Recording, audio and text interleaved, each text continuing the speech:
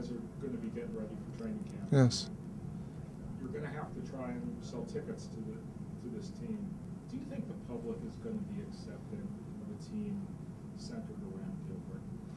Well, I'm not saying the team is going to, Gilbert's going to be part of this team. Everybody's part of this team.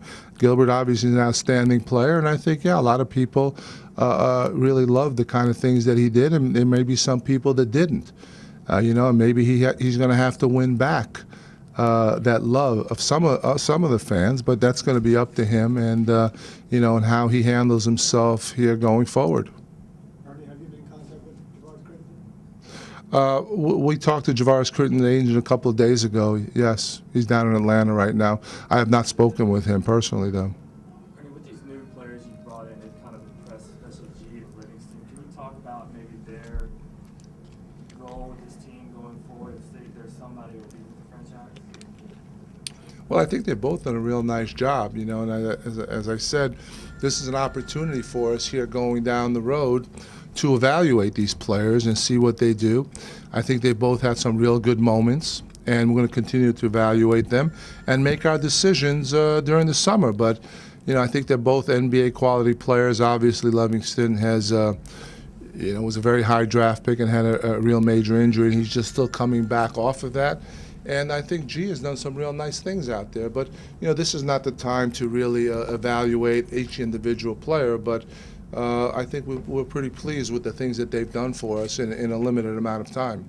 You were a pro player. You know what a locker room is like, and you know how important trust is between players. Does Gilbert have to reestablish trust with his teammates? Well, I think, from the things that we've read from his teammates and the things that his teammates have said, the locker room is a certain sanctity type of place, and the players in the locker room are close, and they spend so much time together. I think Gil even said that, you spend more time with your teammates than you do with your family. And I think we had some pretty close players. And, I think he'll reestablish himself pretty quickly in that locker room because, for the most part, most of the guys got along in our locker room.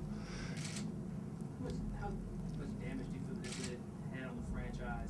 How much do you think you have to do to get the fans to maybe welcome you back? Well, obviously, this is something that nobody wanted to happen. It was frustrating.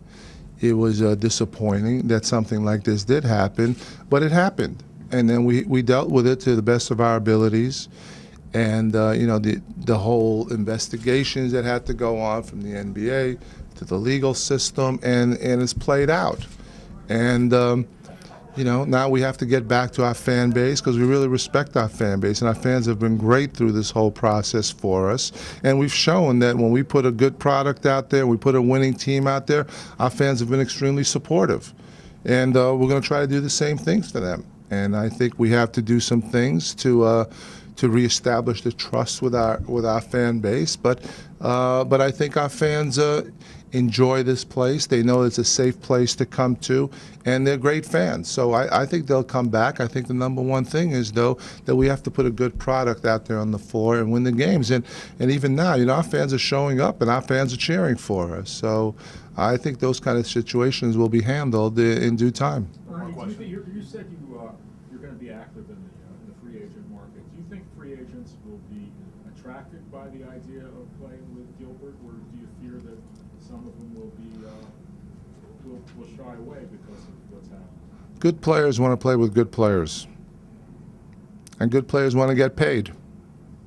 So I think that's how it really goes. The bottom line is, if it all depends on how the circumstances go, and good players always want to play with good players and want to be in good situations. And at the end of the day, they also want to get a nice salary. So we're in a position that we can afford those nice salaries to some player if that's what we choose to do this summer.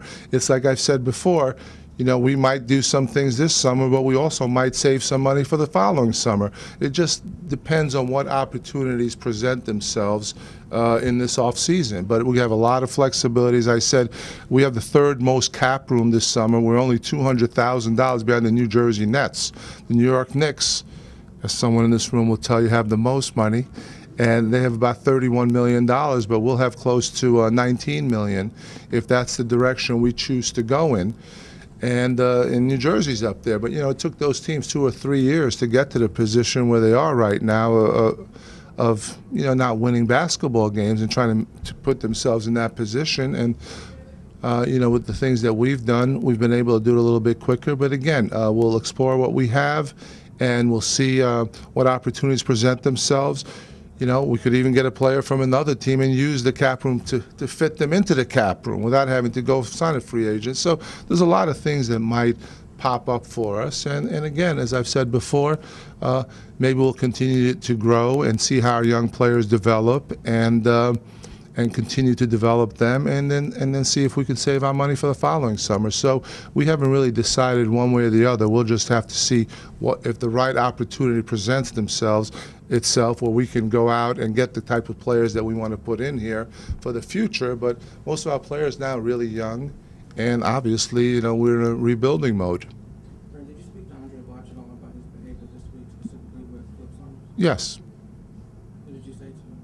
Well, that's between us, but obviously we were not pleased with his behavior, and he understands that, and I think he's shown remorse, and he's apologized to everybody for what he's done, and and we'll move forward from it. But we were not pleased with how he handled that situation, and I think he understands that, and he said that he was wrong for the type of behavior that he put forth.